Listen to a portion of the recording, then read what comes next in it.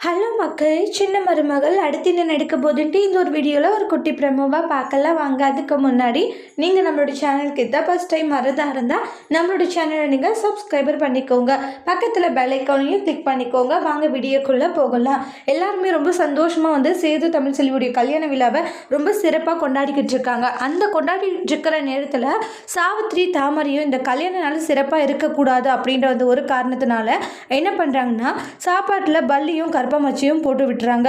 அம்மா, இதனால் எந்த ஒரு பிரச்சனையும் வராதில்லம்மான்றாங்க. ஏண்டி இதனால் இப்போ என்ன பிரச்சனை வரப்போது சொல்ல, அதெல்லாம் ஒரு பிரச்சனையும் வராது, அம்மா நான் பார்த்துக்கிறேன்றாங்க.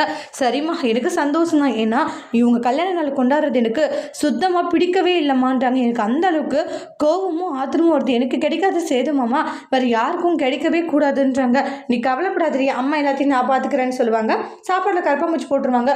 ஊருக்காரங்க எல்லாருக்குமே அதை கல்யாணம்லாம் பண்ணி வச்சுட்டு அன்னதானம் போடுற நேரத்தில் அண்ணா அண்ணன் சாப்பாட்டில் கருப்பாம்பூச்சி பள்ளி கெடுக்க அப்படின்னுவாங்க.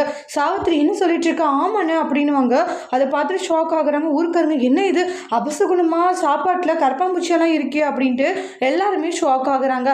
அடுத்து வரக்கூடிய பிரமோல என்ன நடக்க போகுதுன்னு வெயிட் பண்ணி பார்க்கலாம். தேங்க்யூ.